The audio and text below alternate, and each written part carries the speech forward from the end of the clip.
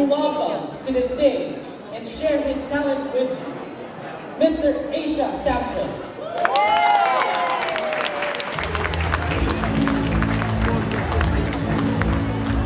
Where are the Philippine-born Filipinos? Where are you? Make some noise. Where are the American-born Filipinos? Where are you? Okay. This is for all of you. About a month and a half ago, Tony Elias called me on the phone and said, Asia, can you do a poem about how it feels to be Filipino? Of all Filipinos, all generations, American-born, Philippine-born, second gen, first gen, everything, write a poem. And within 1 week, it was done, right? 1 week. I called him up, I read it to him, and actually I sent it to him, and he comes back and says, bro, that's really moving. But I want to ask you a question. You know, you talk about the floods, and you talk about your grandmother having to catch food. He goes, anyone can do that. Anyone from any country can do that. You know, anyone from any country can face a flood. But what makes us different?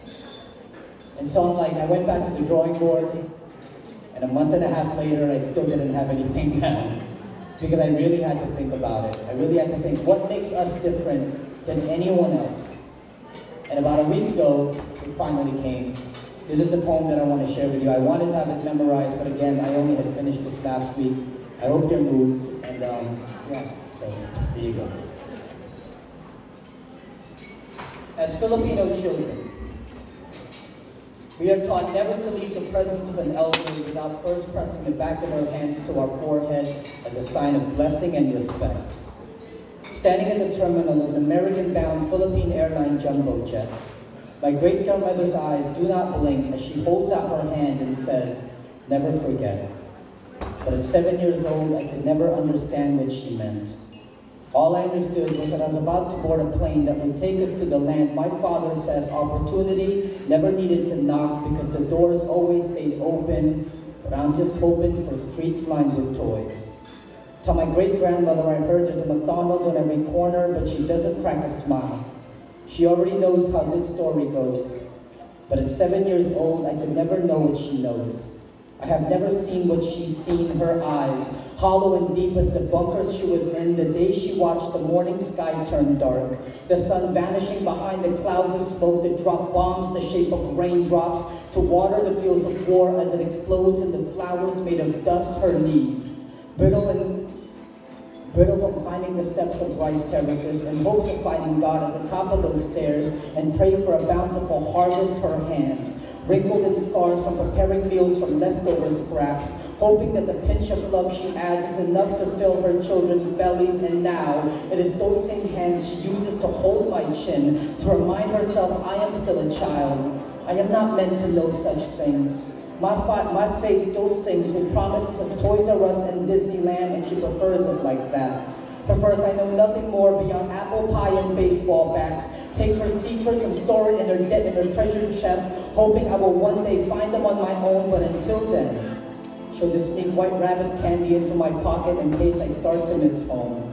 Gives me her hand to bless and send us on our way, hoping there was a part of me old enough to remember her request one day, but now, too much French fries and video games later, I am standing in the living room, unbuttoning my work shirt and loosening my tie as the news anchor reports of another flood that wiped out most of Manila, and I watch a father up to his waist in water, his baby daughter clinging to his neck with one arm as tightly as she clings to her teddy bear with the other. I watch a mother wailing prayers to the sky as she rocks the lifeless body of her son against her heart. She just wants it to stop, wants to squeeze every drop of ocean water from his lungs so she can swallow it whole, and they can trade places, and my throat turns to knots. I can't seem to hold all of this down. Leaves my stomach empty of that pinch of love that should have filled my belly. My gut wrenches, twisted as the hopes being carried out into the sea. Wishing I were a child again, being shielded from things I am not meant to see. But the pictures keep coming.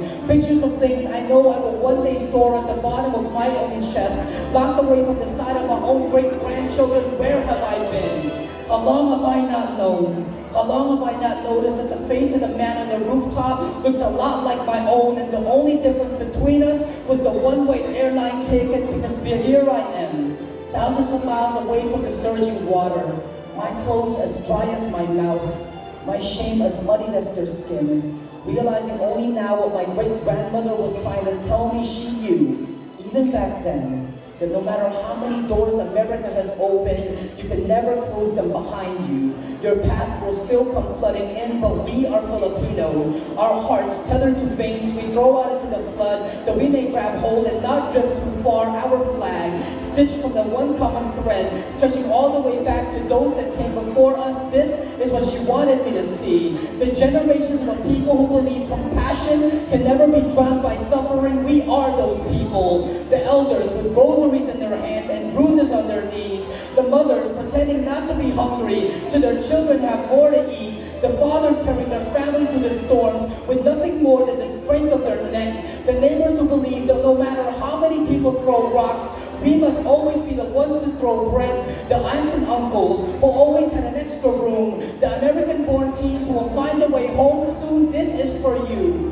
For all that we are and all we've been through, this is for my great-grandmother and all the withered hands we have pressed to our foreheads, reminding us that every wrinkle is a life spent surviving storms, every crooked finger pointed to the stories locked away in their chest, and every time those hands are blessed, we are remembering who we are and where we come from, and no matter where the airline tickets take us, we are making them a promise to never, ever forget.